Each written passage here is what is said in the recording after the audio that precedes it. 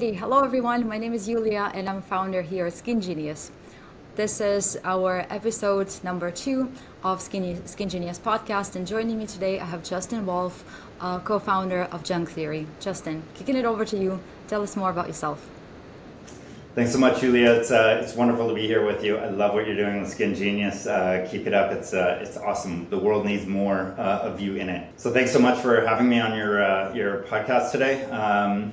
I'm Justin Wolff. I'm the co-founder of Junk Theory. I've been in the entrepreneurial game for about a dozen years. Prior to being in the consumer social enterprise space, I was an attorney. I worked in the environmental space, so I was a project finance attorney working on very large-scale wind and solar projects. Later on, I went on to co-found a social enterprise in 2014 called Yuliya, which was like the Tom Shoes of school supplies. We made really fun, colorful school supplies, and for every item we sold, we donated one to kids in need in the US, and that company's now given more than 7 million kids across the US free sets of school supplies and provides about 2,000 kids a day right now ongoing with free sets of school supplies. So it's been amazing. I love to work in the impact space. I see social enterprise as kind of the only lane I want to work in if I'm going to be creating brands and putting more stuff into this world. So after about 8 years at Yuliya, my co-founders there had started a beauty incubator where they were really building out beauty brands for celebrities, right? A lot of retail relationships and a lot of relationships with celebrities. Some celebrity wants to make a skincare line or some other kind of beauty line, a cosmetics line. They were very good at doing that. Everything was kind of run under the same, in the same office space. There was a lot of shared services. So that's where I kind of got my first real peek behind the proverbial beauty curtain, if you will, to kind of see how that sausage was made. This was going back to probably 2019, I want to say, is that I was seeing this meteoric rise of, quote unquote, clean beauty. But at the same time, almost no one could define what the heck that really meant. What does clean beauty actually mean, right? And the more that I kind of dove into it, the more I realized that the conversation was really focused around formula and ingredients, right? Are the ingredients in this formula healthy for people and planet, right? And I think that's great. It's great. Absolutely. But the conversation about clean beauty should not end there. It should begin there, right?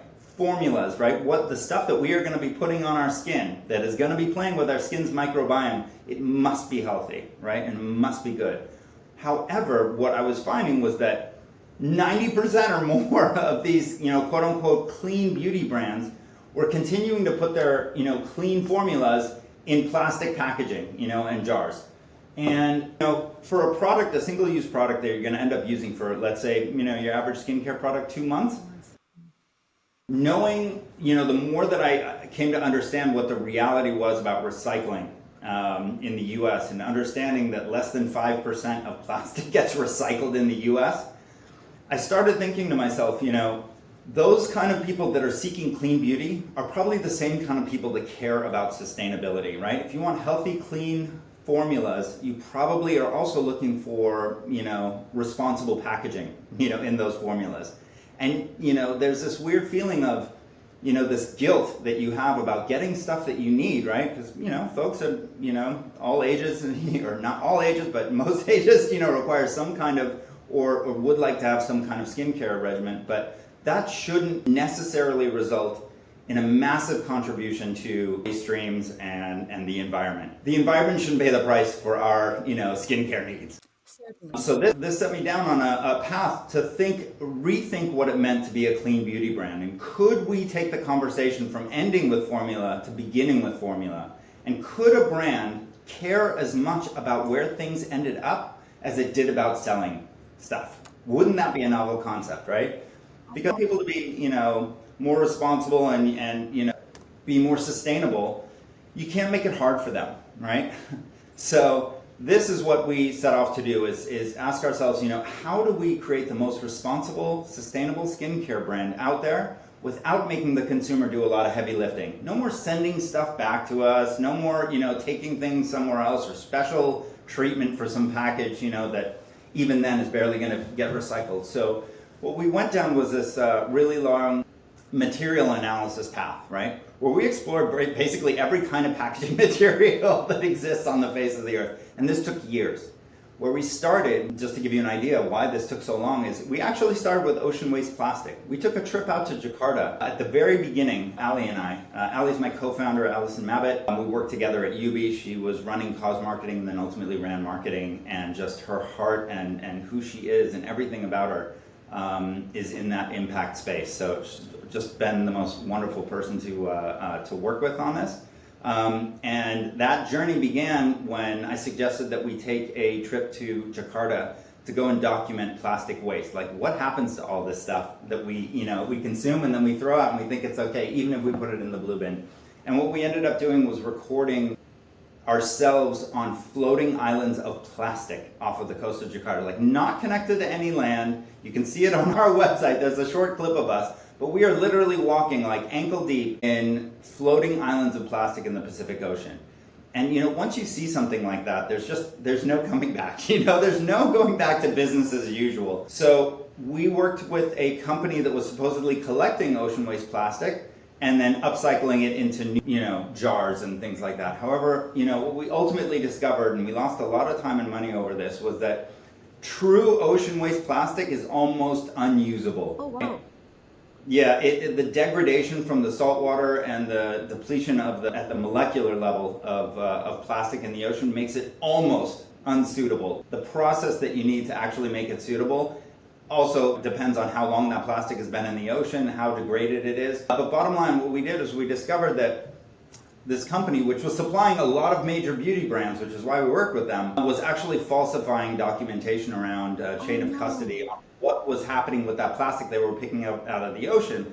And ultimately, they never ended up actually putting that into packaging. They just created new packaging with this like, hey, for every bottle that you make, we're going to pull some out of the ocean, which is like, I'm not going to launch a brand based, using ocean waste plastic on some false premise. It's crazy. And I would really suggest to any of your consumers, anytime you see an ocean waste plastic, do a little bit of digging, because there's a big difference between ocean-bound plastic and ocean waste plastic. Look, we need to get the plastic out of the oceans and we need to prevent it from getting it in there in the first place. But I don't want to do that through shady, sort of misleading and advertising or promotions or claims. That's part of, look, we named this brand Junk Theory. It's different. It's not your typical kind of like beauty brand, because really what we wanted to do was create a brand where, there's no more junk ingredients, no more junk packaging, and you're not creating more junk in this world by buying the stuff that you need, right? There shouldn't be like guilt or guesswork in your daily routine. Right?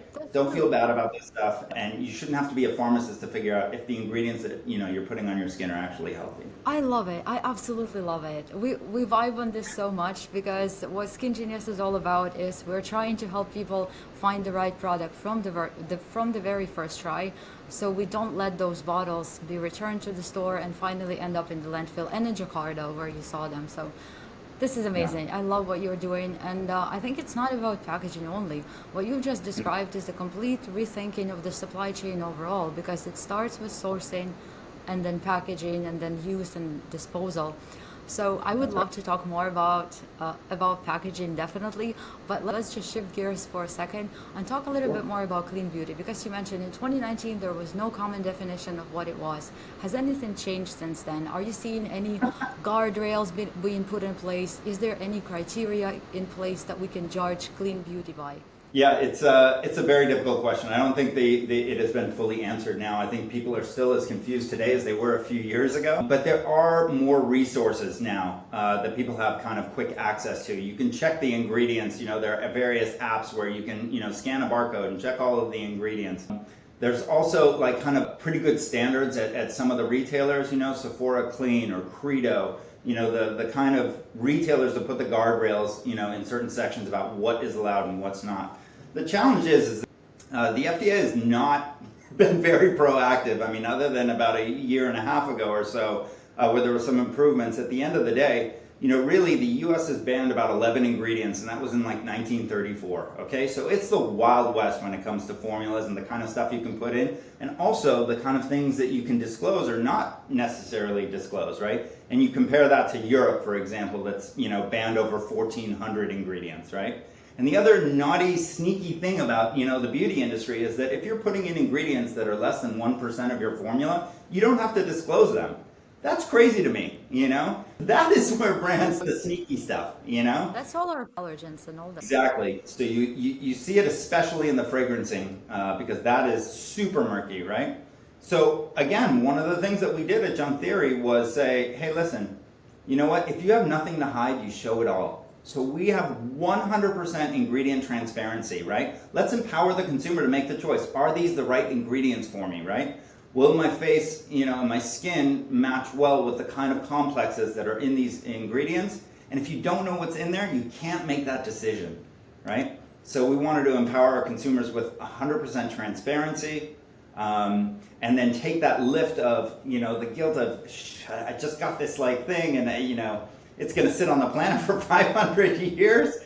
I'm like, okay, let's start to rethink and redefine what it means to be a clean beauty brand. And that's part of, Junk Theory's mission, right? Is to really redefine what it means to be a clean beauty brand and elevate the category as a whole to the next level, right? Where we're not just talking about formula, we're also talking about what happens when that formula is done to the stuff that you buy.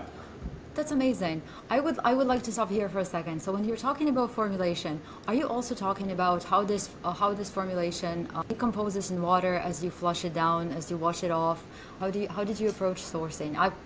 I'm very curious because it sounds pretty magical. If you can take something from the nature, put it on you, get all the benefits, and then wash it off, and the nature will be left as you found it 2 months ago when you started using the product. So Yuliya, you bring up some amazing points right there. There's a lot to talk about when it comes to formula, but I want to let your audience in on another little dirty secret of the beauty industry. It's funny that we call it beauty with so many dirty secrets,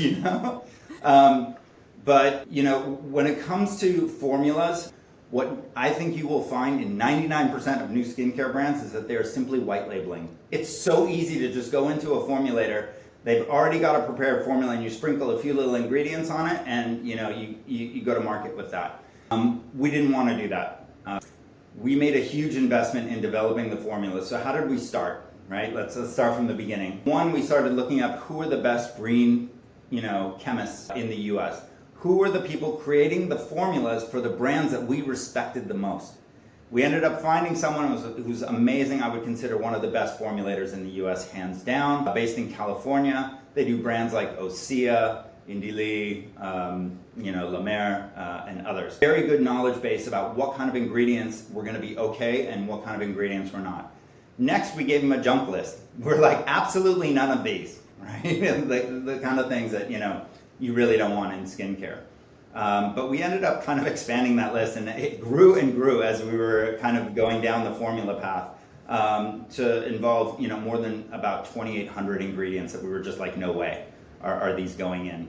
Next, it was about deciding what kind of ingredients we do want to go in. And I should actually backtrack for 1 second so we can talk about the difference between, traditional, let's call it clean beauty versus natural beauty, right? Sometimes people think that, hey, if you're using chemicals and things like that, it's not going to be a clean brand, and that's kind of not right. You could think about it another way. Like coal, for example, is a natural ingredient, occurring ingredient, but you're not going to want to smother your face in coal, right? Oh, well. Or oil, or tar, or things like that, right? And also, as a skincare brand, we're not here selling fluff, right? Trust me, a lot of brands are, and so much of what's out there is just about branding and marketing and putting some celebrity out there saying, oh, I love it, But what we wanted to do was create formulas that actually do what they say they're going to do, right? So we started to research trends on ingredients and formulas, and then we started to say to ourselves, how do we make this unique? What story can we tell with each formula, right? A big thing for Junk Theory was kind of reconnecting people with nature. Right? Getting back to that closeness to the outdoors and the world around you. So every one of our formulas tells a story. We use organic ingredients wherever possible, but we also thought about things like sustainability around ingredients. Where are we sourcing the ingredients from? Is this some exotic ingredient that only exists in the subcontinent and grows once every 6 years, Also, can we replace that with an ingredient that we can resource or source locally? For example, or what are the impacts of certain types of ingredients? Like, for example, we went away from any kind of palm oils. because of how they're grown and because of the sustainability issues around that feedstock, or whatever you want to call it. And we decided to make a move away from that. So as we were kind of formulating these things, we're thinking about where are we going to source these ingredients, how exotic are they, how do they impact the environment around them, and then to what extent can we formulate with certified organic Cosmos ingredients. Sometimes there's limits in where you can source, how you can source, and things like that. But wherever possible, we're like, okay, let's get some organic things going. We also compared every single ingredient to its EWG rating as well. We're like, anything that fits outside of like the cleanest of the space, like those are all out. So it was very easy to be able to kind of formulate that way. And then, of course, you want to make amazing formulas, right? So we have 3 products right now: a daily moisturizer, an overnight treatment, and a daily cleanser. And that really forms the core of your skincare routine. Like, we're never going to be a brand about making a million different products that 1 in 1,000 people are going to use. What we really want to do at Junk Theory is create a brand that helps eliminate your plastic footprint by replacing your daily routine with the things that you use the most, right? So we're really going to focus on what are the things that everyone kind of uses, and let's make those better than anything else. One of the most important lessons I learned while at UB, because I was the chief giving officer over there, so I created the whole impact program for the brand, and I was always trying to put impact first and all of that. But what I realized very quickly is that if you want to create impact, create a better product than what sits to the left or the right of it on the shelf. Otherwise, there's no impact story, because they're never going to choose your brand. You want to create impact, create a better product, right? Then that impact comes. So it looks like what you've built is kind of like taking a step back, looking at what nature has already given us. It's kind of like going back to basics in a way, because what you've just described is, finding a product that you can find locally and use it. That creates another impact cycle, supporting the local farmer versus trying to figure out whether the farmer, 10,000 miles away is following sustainable practices. I love that idea. And the idea of seasonality that it looks like we've moved away from as humanity, as we were able to procure products from all over the world. I love the idea of going back to basics and making it simple and democratic. What you just described is democratization of skincare, because when we talk about something innovative, something that is very clean, very pure, something rooted in very strong R&D, it's something very expensive. It's something that, as you described, is something 1 of 1,000 people would be able to use, because that's the only people who can afford it. So I want to hear about who your customers are. How are they reacting to the new packaging? So how has the response been so far? Yeah, I'll be very transparent. Like, nothing is easy, right? This has not been an easy journey. When you're trying to do things the right way and not take little shortcuts or sneak things in, everything is like 10 times harder, right? So we launched last summer. So we've been in market for just about a year right now, but it was very challenging. Building the business through COVID was very hard to fundraise. Supply chains were massively affected. And, when we launched, we had very little money, to be honest. And so we were forced to launch very organically. But it's funny how necessity drives innovation in that way. So because we didn't have budget to spend on, digital marketing and paid ads and things like that, we had to do it very organically, right?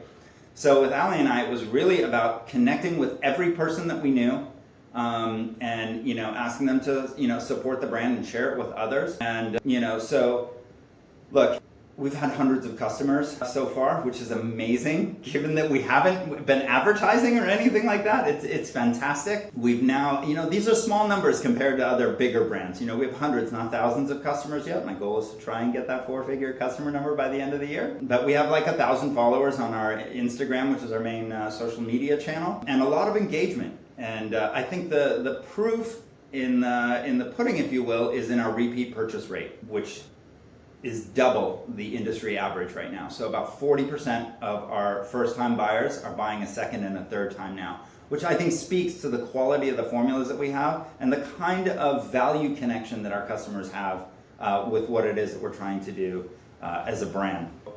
I really, it is a very different growth trajectory than what we had with Yubi, which we launched in, Target stores nationwide. It was like overnight a national brand. This is a very different thing. I think that what we are trying to do with this brand is not just build a brand, but inspire an entire category. I want bigger brands that I can never compete with on a marketing front to start to take notice of us and say, whoa, what are these guys doing? And how's it going to look if we suddenly put a giant, jar of skincare that has the same amount of formula next to something that's like this? You know what I mean? With this, for sure going to get recycled, and this, with almost certainty, not going to be. Never mind the whole ingredient story. So, look, I think if we keep doing things the right way, we keep doing it honestly, we let people know when things like, for example, right? It would have been very easy for us to take our, jar and say, we're a plastic-free skincare brand. Woohoo, right? We just made it plastic-free, baby, right? No.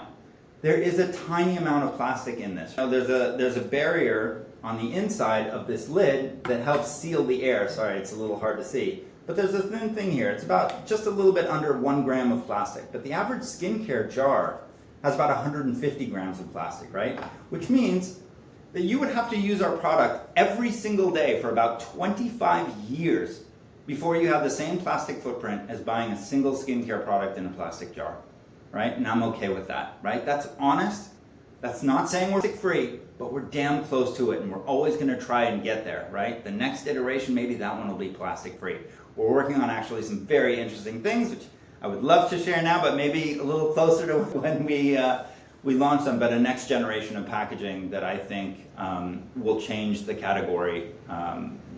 There's no way it can. There's no way it can. That's amazing. That's a huge leap for packaging, and it looks like it's catching on. I see that conversations about skincare packaging are finally becoming front and center at international conferences. I think in 2025 there's going to be a big one in Europe where they talk about packaging, and specifically metal packaging. So you're already leading the race here in the United States with this, and change is very slow, right?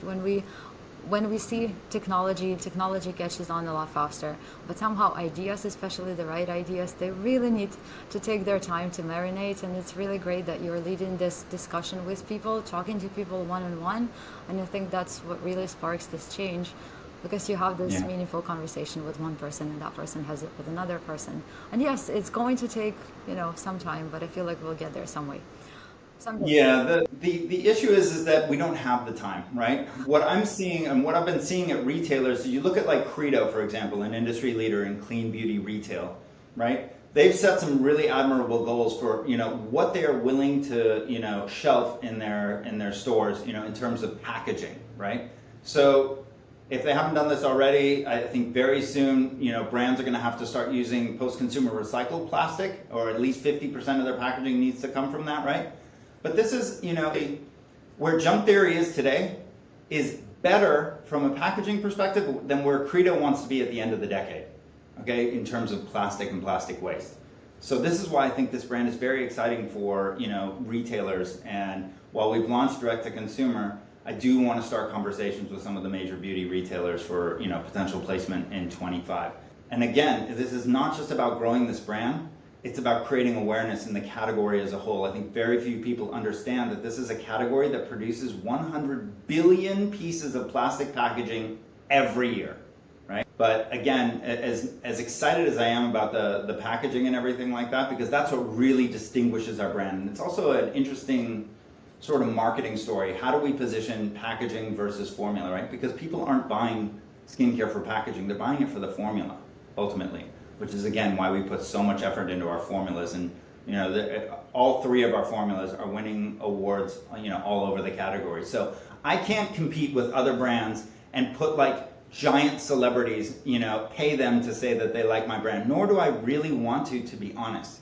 I believe that we've made a formula and we've made a product that's so good, and I'm happy to give it to, influencers and the likes.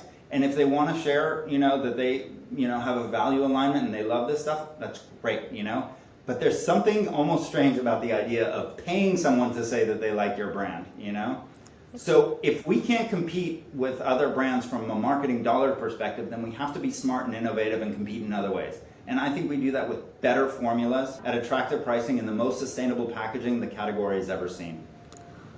This is exciting.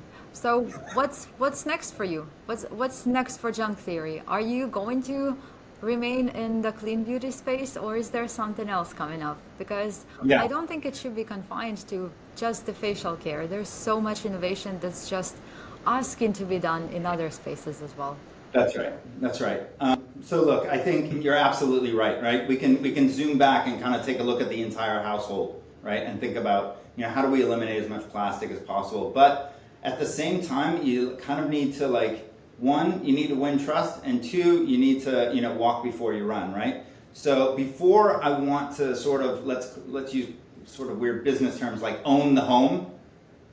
Let me start with the face. So where we're starting is on skincare formulas, right? Kind of from here up, right? Because these are the hardest things to formulate and the hardest areas to win trust. But once you have trust with someone on their face, then we can start to, I think, explore things like personal care, right? So we go from skincare and the 5, 6, 7 products that you're going to use the most every single day. So now let's take one step back, and we'll say, what are the other culprits in your bathroom, right?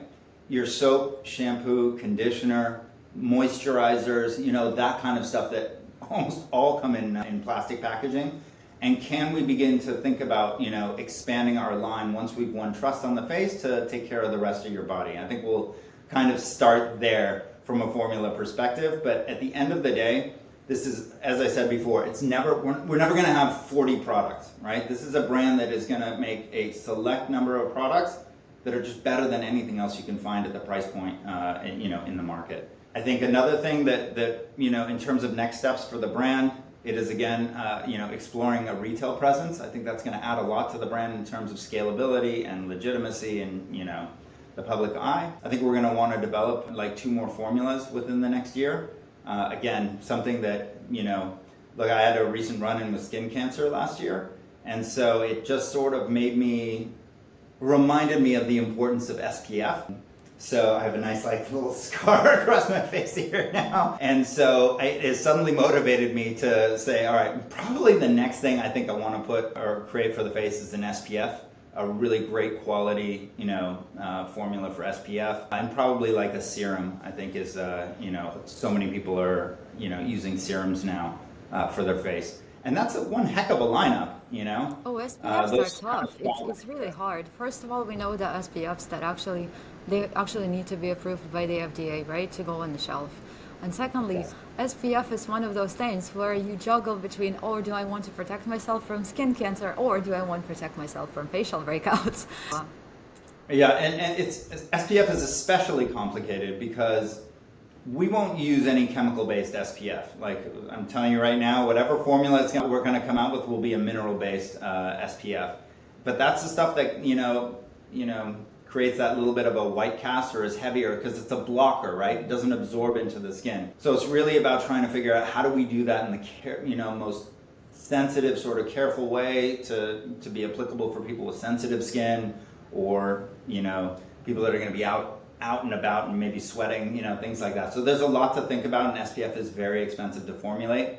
But I'll share another dirty little beauty secret here, is that this is a category that's got margins unlike any other category on earth. I mean, I can't think of another category where you can sell at the price points you do. There's a margin there that is incredible. However, a lot of that gets eaten up by marketing, right? Because it's such a crowded space and because you need to get in front of people so much, right? Sure. Again, this is where, I would love to have $1 million marketing budget, but because I don't, we needed to be more innovative, right? So instead of spending all that money trying to convince people that your formulas are good, why don't you just make better formulas that once they've tried it, they're going to tell other people about, it's a cheaper form of marketing, and and at the end of the day, you're putting a better product out there. It's hard. It's not easy. I get it. I see these brands skyrocket because they'll use some whoever the hottest influencer is today. But what does that influencer really know about quality formulas, healthy skincare, or sustainability in the environment? Probably very little. So is that the voice you want to trust? I don't know. But we'll see. that's a good Everything doing it this way is much harder.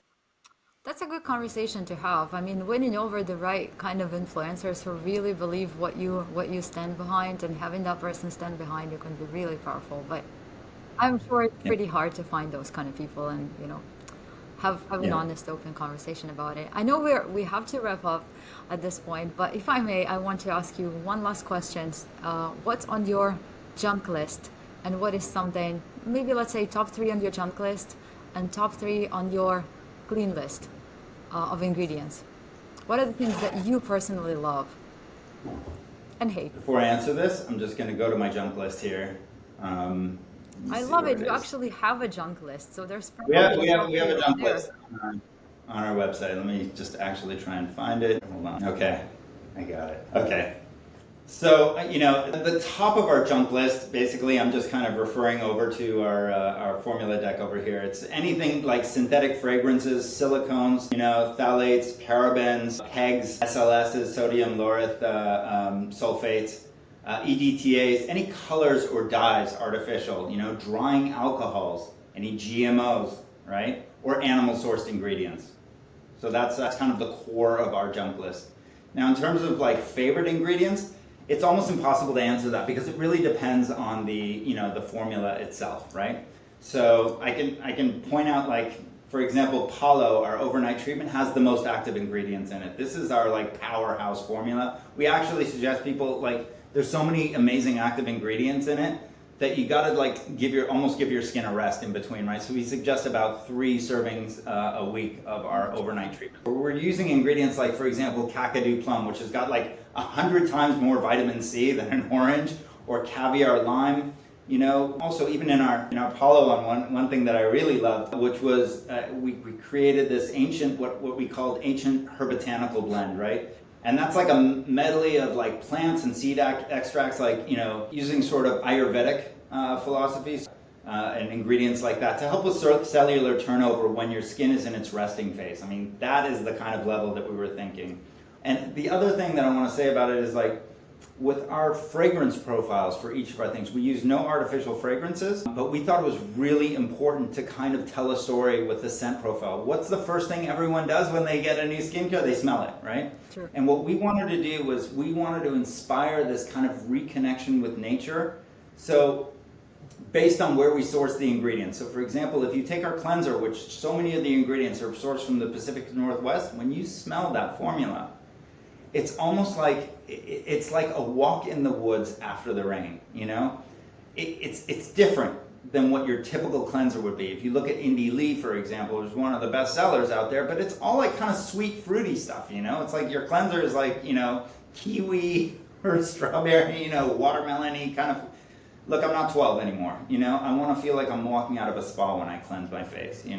So that when you use your skincare in the morning, somewhere subliminally, it will impact your day and remind you to reconnect with nature. So maybe that afternoon, you're going to the supermarket and you remember, oh my God, I forgot to take my tote. I don't want to use their plastic bags. Maybe something about your morning routine had something to do with that decision later in that day. So that's what we're all about. But I hope it does inspire a next generation of consumers to do better things every day, little by little. First take care of themselves in a better way, and then take care of the planet in a better way. I love it. And I think a big part of that is going to be educational content, not just traditional, like, hey, buy our stuff, but hey, did you know?